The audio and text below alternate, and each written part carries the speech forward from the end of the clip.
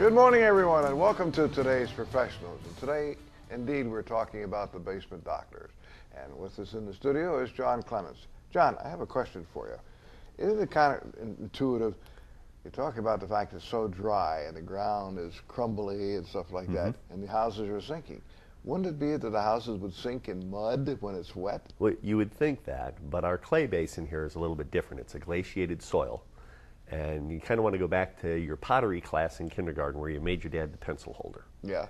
The teacher gave you the clay and you put a little bit of water on it and it made it soft and pliable. Then they took it and they baked it in an oven, took all that moisture out of it, and it just dried that thing up real hard and it shrunk a little bit. Yeah. Well, when you remove the moisture from our soil, our clay shrinks. It gets smaller.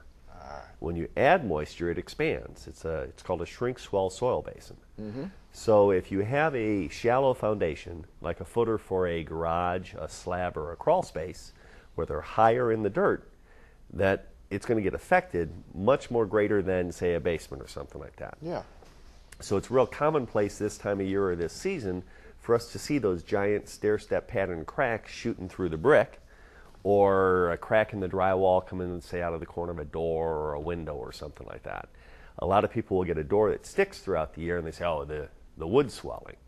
Well, that's not necessarily the case. If you look at that door jamb, a lot of times you'll see a big gap at one side and a narrow gap at the other, where that door jamb is actually moving and sinking. And the good news is we fix that. That's one of our biggest specialties, is doing piering, where we put these steel shafts in the ground and support your house off the piers rather than off the soils.